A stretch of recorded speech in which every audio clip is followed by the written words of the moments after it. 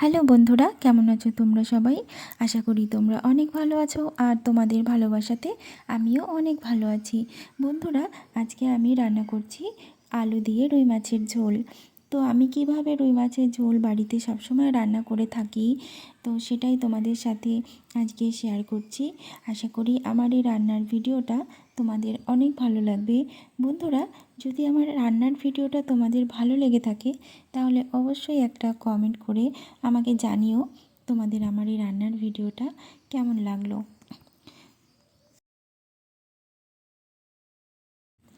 তো বন্ধুরা, আমি মাছগুলোতে নুন হলুদ ভালো করে মাখিয়ে নিয়েছি, তোমরা তো দেখলে। এবার কড়াই গরম করে তার মধ্যে পরিমাণ মতো সাদা তেল আমি দিয়ে দিলাম। এবার অল্প অল্প করে মাছ দিয়ে আমি সব মাছ কটা ভেজে নেব। তো বন্ধুরা, তোমরা আমার সঙ্গে থাকো আর দেখতে থাকো আমার পুরো রান্নাটা। তো আমি মাছ কটা ভেজে নিই, তারপরের স্টেপে তোমাদের সাথে আবার কথা বলছি।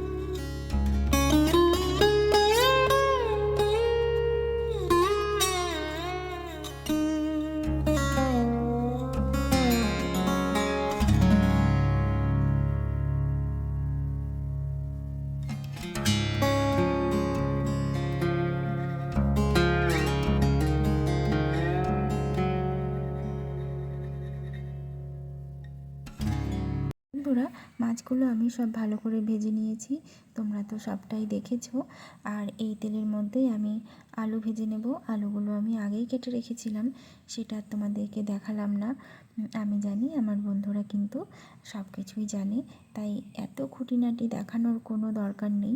তাই যতটুকু প্রয়োজন আমি ততটুকুই তোমাদের সাথে শেয়ার করে থাকি। তো বন্ধুরা, আলুগুলো আমি ভালো করে ভেজে নেব। দেখো, আলুগুলো কিন্তু প্রায় আমার ভাজা হয়ে গেছে, আর কিছুক্ষণ ভেজে আমি আলুগুলো নামিয়ে নেব। তো বন্ধুরা, তোমরা সঙ্গে থাকো।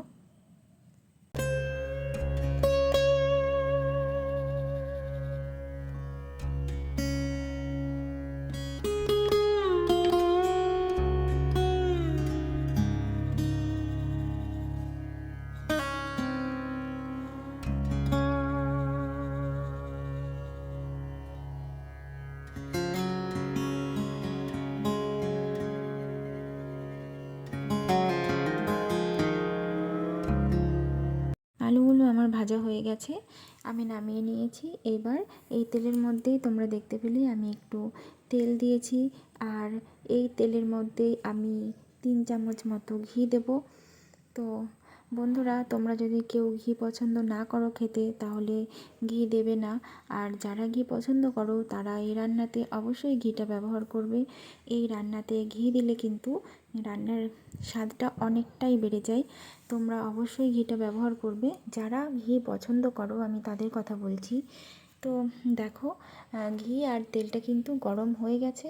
এবার আমি এই ঘি আর তেলের মধ্যে ফোড়ন দিয়ে দেব। ফোড়নের মধ্যে রয়েছে এলাচ, লবঙ্গ, দারচিনি, দুটো শুকনো লঙ্কা আর জিরে। তো বন্ধুরা, ফোড়ন দেওয়ার পরে আমি পেঁয়াজ দিয়ে দিলাম। পেঁয়াজটা আমি একটু ভেজে নেব। তো বন্ধুরা, সঙ্গে থাকো তোমরা।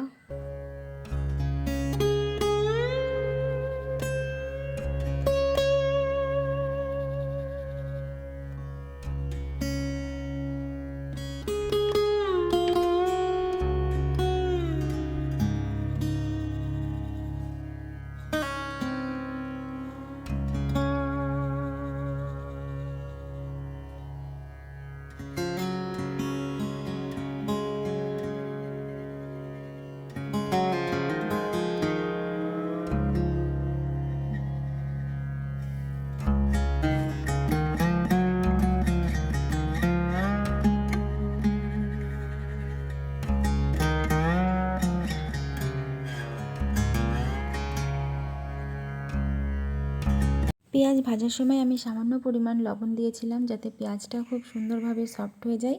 আর তারপরে আমি কিন্তু টমেটো দিয়েছি। টমেটো আর পেঁয়াজ আমি খুব ভালো করে কষিয়ে নেব একসাথে, যাতে টমেটোর যে কাঁচা গন্ধটা রয়েছে সেটা একবারে চলে যায়। তো বন্ধুরা, তোমরা দেখতে থাকো আর সঙ্গে থাকো।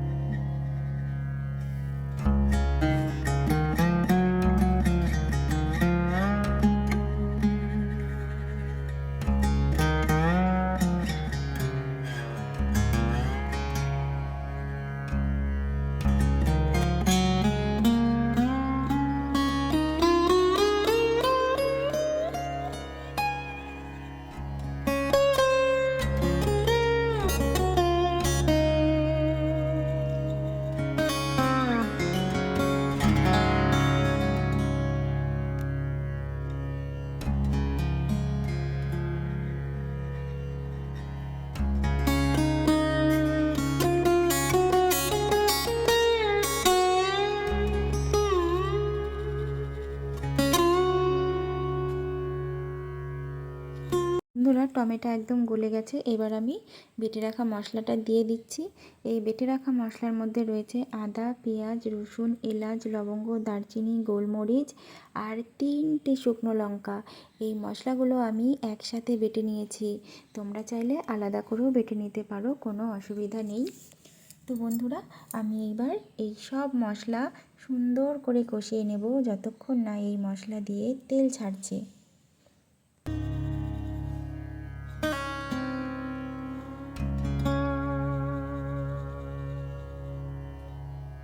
বন্ধুরা, এবার আমি স্বাদ অনুযায়ী লবণ দিয়ে দিলাম আর দিয়ে দিলাম হলুদ। এবার আমি আরও কিছুক্ষণ ভালো করে কষিয়ে নেব। তো বন্ধুরা, তোমরা আমার সঙ্গে থাকো আর দেখতে থাকো পুরো রান্নাটা।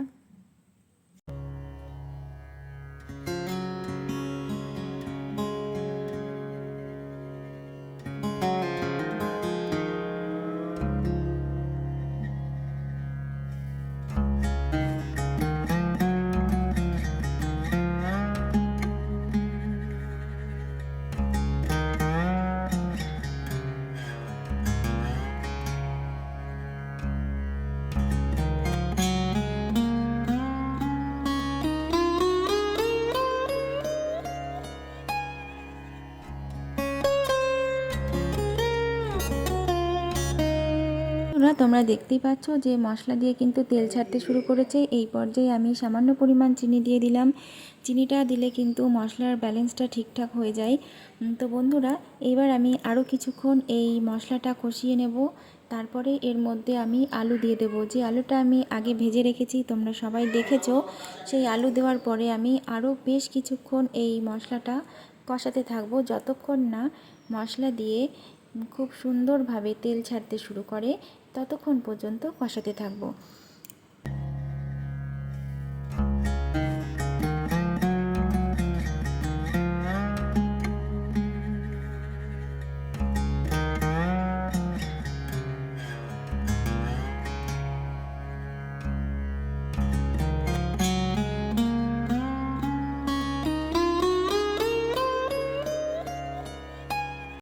মশলাটা খুব সুন্দরভাবে কষানো হয়ে গেছে, তোমরা দেখেই বুঝতে পারছো। এবার আমি পরিমাণ মতো জল দিয়ে দিলাম।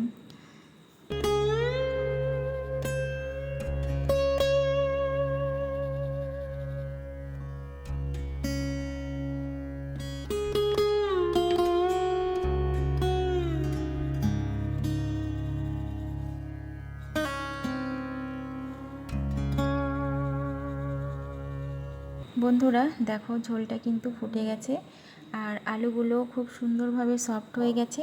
এবার আমি অল্প অল্প করে মাছগুলো এই ঝোলের মধ্যে দিয়ে দেব আর বেশ কিছুক্ষণ রান্না করে নেব। তোমরা দেখতে থাকো বন্ধুরা।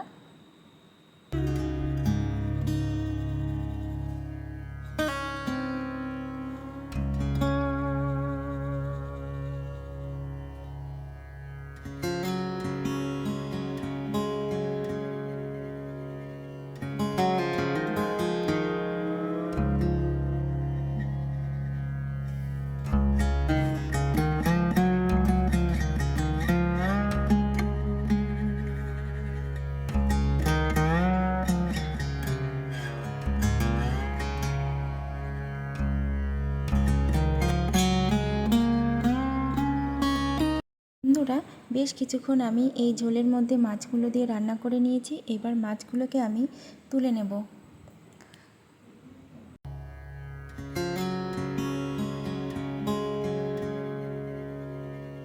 বন্ধুরা রান্নাটা কিন্তু আমার হয়ে গেছে, তাই নামানোর আগে আমি আরও 2 চামচ ঘি দিয়ে দিচ্ছি আর ভালো করে এই মাছের ঝোলের সাথে ঘিটাকে মিশিয়ে দেব। তো বন্ধুরা রান্নার শেষে কিন্তু তোমরা অবশ্যই এই ঘিটা ব্যবহার করবে, তাহলে কিন্তু তোমাদের রান্নার স্বাদ আরও দ্বিগুণ বেড়ে যাবে। তো বন্ধুরা তোমরা দেখতে থাকো, আমি তোমাদের আলাদা একটা পাত্রে পরিবেশন করে দেখাচ্ছি আমার এই মাছের ঝোলের রেসিপিটা কতটা সুন্দর হয়েছে দেখতে। আর হ্যাঁ, যতটা দেখতে সুন্দর হয়েছে খেতেও কিন্তু ঠিক ততটাই সুন্দর হয়েছে। বন্ধুরা যদি আমার রান্নাটি তোমাদের ভালো লেগে থাকে তাহলে আমার চ্যানেলটি সাবস্ক্রাইব করে পাশে থেকো। আর আমার চ্যানেলে কিন্তু আমি সবসময় সাদামাটা রান্নার রেসিপি দিয়ে থাকি, আশা করি তোমাদের অনেক ভালো লাগবে। তোমরা চাইলে একবার সেই রেসিপিগুলি দেখতে পারো। তো বন্ধুরা আজকে এই পর্যন্তই, দেখা হবে নতুন একটা ভিডিও নিয়ে। ততক্ষণ আমার সব বন্ধুরা সুস্থ থেকো, ভালো থেকো। টাটা বন্ধুরা।